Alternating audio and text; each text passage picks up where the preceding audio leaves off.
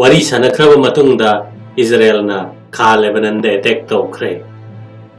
Washington da Israel amasung Lebanon gi marakta wari sanakraba matungda Israeli forces na Kha Lebanon da yamna kanna attack tawkhre hairi. Mamang chewal da Israeli forces na Lebanon gi capital Beirut ta angak pamong da warning tawdana minute 10 rom bombing tawduna mi chahum yankhai hena hatpagi thodok thokraba matungda Beirut tadi Israel gi attack khara pathakre. Adubu awang Israel galonaba Kha Lebanon da terrorist sing takthok nabagi damak Israeli forces na attack tawbagi thabak chathari hairi. Kha Lebanon da Israel gi proxy terrorist group Hezbollah na position semjilakpa amasung awang Israel da aerial attack kaya tawba maramna Israeli militant sing na lamdam masigi mi sing takthok kinaba yamna toina warning tawri. Mi kaya de mayum makai thadok-tuna chenakhre adubu mi lising kaya de mayum thadok ningdaba natraga chatpham leitaba maramna Israel gi threat marakta wana leiri. Lebanon gi mafam kaya da akan be attack tawriba si sahi kaya gi matungda ahanba oina Israel amasung Lebanon gi official sing na Washington da haktheng nana unaduna wari sanakhraba matungdani Hezbollah na maram oiduna awang ba chaitheng kaya mayoknariba Lebanon gi sarkar na Israel ga yasinaba puraknaba amasung Hezbollah group ase khulai thadok hanaba honari. Washington da wari sanaba do Hezbollah na kanna yaningdaba phongdokki. Iran gi hithangpham sing gi blockade mapung phana chathari yamna thuna lan loiragani haina Trump na phongdokre. United States ki military na Iran gi hithangpham sing blockade tawbagi thabak ase mapung phana chathari amasung Iranian regime yamna thina awaba mayoknari. Iran da thokliba lan si loisilakadawre haina United States ki President Donald Trump na phongdokre. White House da Fox News ki interview amada Trump na United States ki maikaidagi chathaba action asida yamna chaitheng phangbagi khudam lakli haina phongdokki. Tasengna yamna angakpa amane aikhoina makhoi tumna mang takhalle aroibada lakadaba phalladu khaktamak maru oigani madugi pholadu yamna thuna laklaba yai haina Trump na haiki.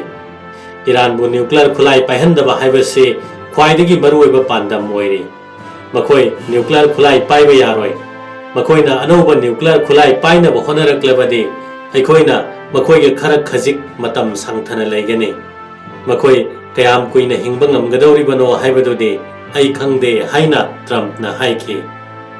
Lan yamna kankhatnabagi pangal adu US ta le adubu US na masa phathabani. Aikhoina pung amagi manungda makoigi thong khudingmak makoigi power plant khudingmak thugaiba ngamgani. Adubu nongmadi hariba sing adu sadaba yaroidaba maramna aikhoina madu tawdabani haina Trump na haiki. Iran gi military mapangal yamna thina soghalle makhoi navy leitre air force leitre anti-aircraft equipment leitre radar leitre hojik leiriba leadership asi anauba regime amani hanagi aduga changdamnabada makhoina khara maram chai haina Trump na haiki.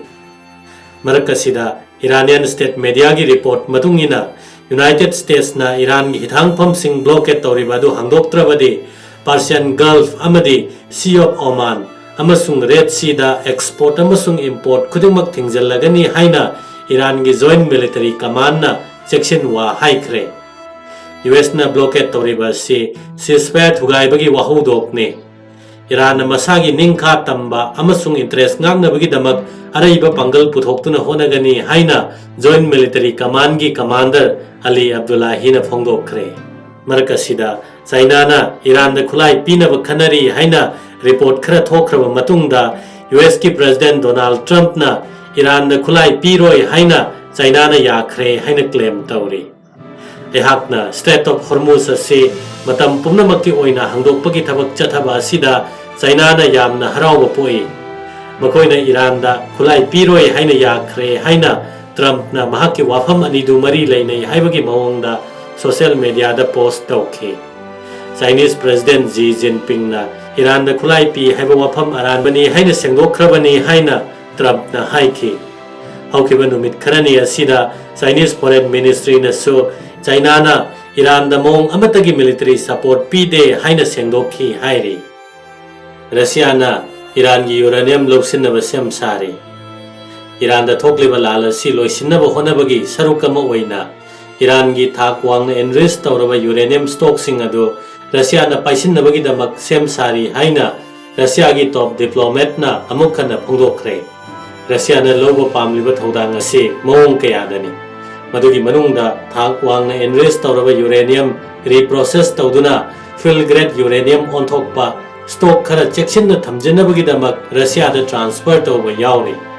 Iran na yaningadaba mong ama hektada Russia na thodang lawnaba sem sari. Masigi thabak asida atai leibak singna ingthabagi hiramda sisinanabagi damak uranium enrich tawbagi hak phangjari. Adugumna Iran gi hak adu thugaiba tawdana chathagadabani haina China da numit nini gi khongchat oina lakhiba Russia gi foreign minister Sergei Lavrov na Beijing da paumi sing da phongdokhi. Europe na Strait of Hormuz da US yaudana mission chathagadawri. Ukraine da thokliba lan asi loiraba matungda Ukraine bu ngakthokpinabagi damak lanmi thajinbagi wakhal tawriba Europe ki lebak singna Iran da thokliba lan asi loiraba matungda Strait of Hormuz da jahaz honbagi thabak tekta kaidana chathaba ngamnabagi damak United States yauhandana mission nama chathanaba plan tawri.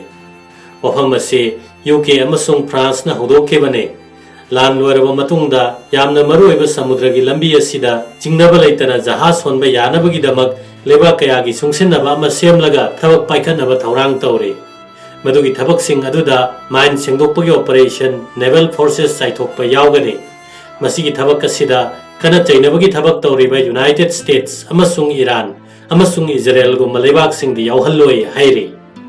Japan asi Asia gi Israel loirakli haina China na yamna nungnang bapokle.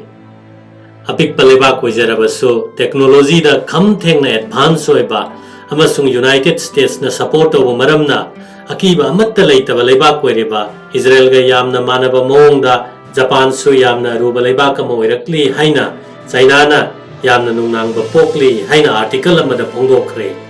West Asia da Israel na oiriba phibam masigomna Asia da Japan asi United States ke matam pumbagi oiba military outpost oirakpa yai haina China na wakhal yamna wari. European Times ki report amagi matungina West Asia da Israel na oiriba phibam ase mong matau ahumda sandokna takpa yai.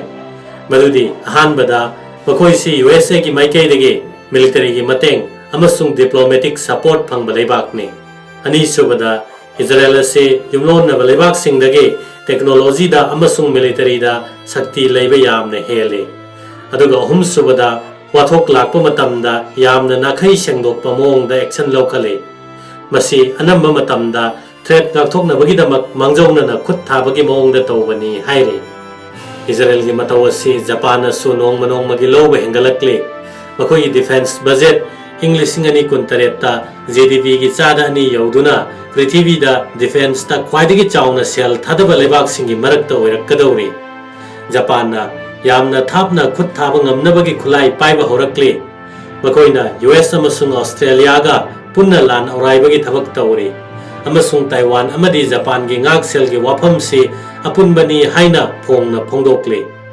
Japan gi matawasi lan yauzararoi haina leiramba adudagi lan da ichang thoba lebak kama oirakpagi khudamni haina China na lauri haina European Times ke article lamada haiki. China na Taiwan da military action lokhatpa matamda Japan na ngakthokna bohonarakani haina Japan gi leader sing na mayek seng na khangale. West Asia da US ki sakti marum thupna Israel na thabak kaya tawbagumna Japan na su US ki military mapangal makhada aruba khongthang kaya lokhalakpa yai haina thajari. China ga yamna nungaina da balebak sing oiriba Australia India amasung atei regional lebak kaya da achetpa mari thamnaba Japan no honari. Masi Israel na Iran gi mayokta Gulf lebak kaya ga mari semgatpa aduga yamna manai haina article aduda haike. Japan amasung regional lebak kaya gi marakta sungsinaba ama leirakpa sina Taiwan bu tokhaina tahannaba China no honabada amasung Indo-Pacific ta China na painaba honabada yamna apanba oigani hairi.